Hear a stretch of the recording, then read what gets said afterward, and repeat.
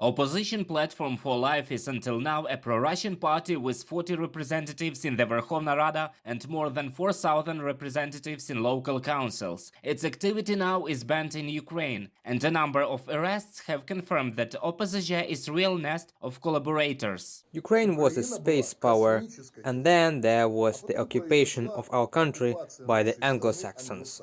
On April 14th, the head of the Mariupol OPZZ faction was detained in Odessa and suspected of collaborating with Russia. Russians choose new so-called mayors of the temporarily occupied cities of Ukraine precisely from the ranks of OPZZ. Collaborators of this political force in Mariupol turned out to be fire spotters in the city, the Security Service of Ukraine said. Nestor Shufrich was detained by the military when he was photographing Ukrainian military checkpoints. Kiva was expelled from the party by the leaders themselves on the second day of the war. More than 20 deputies of the pro-Russian forces, according to chairman of the Verkhovna Rada Ruslan Stefanchuk, left the country. Federal Security Service of Russia also wanted to smuggle Viktor Medvedchuk from Ukraine.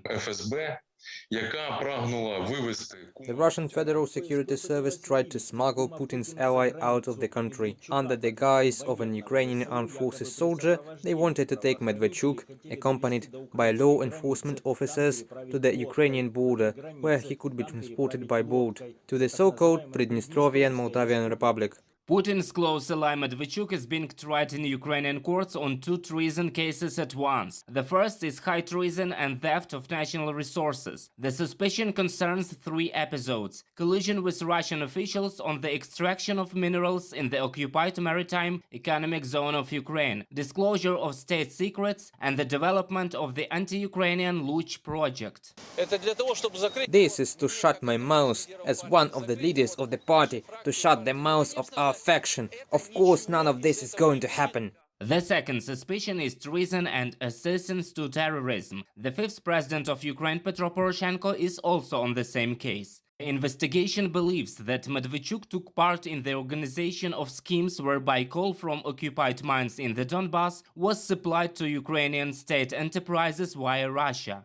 Being under home arrest in Kyiv for exactly this case, Medvedchuk escaped on February 27th. Moreover, the New York Times reports that he was part of US Special Prosecutor Robert Mueller's investigation into Russian interference in the US election.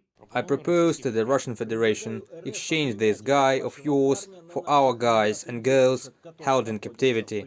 The Lviv court arrested 154 properties of Medvedchuk and his wife Oksana Marchenko. 30 land plots, 26 cars, 23 houses, 32 apartments and many other assets. It is also known about Medvedchuk's undeclared property worth 73 million hryvnias. Bakanov said that Putin's ally should be arrested and imprisoned in all cases.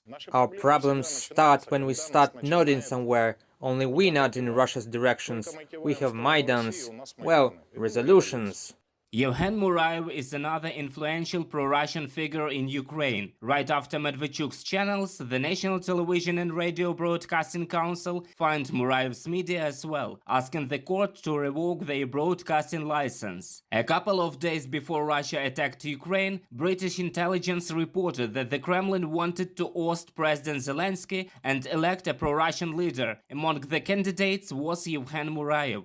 Though Morav cannot brag about his high political ratings, he often appeared in the media with explicitly pro-Russian messages before the start of the war. It is unknown where he is now, what he is doing, and whether he has joined the list of the traitors.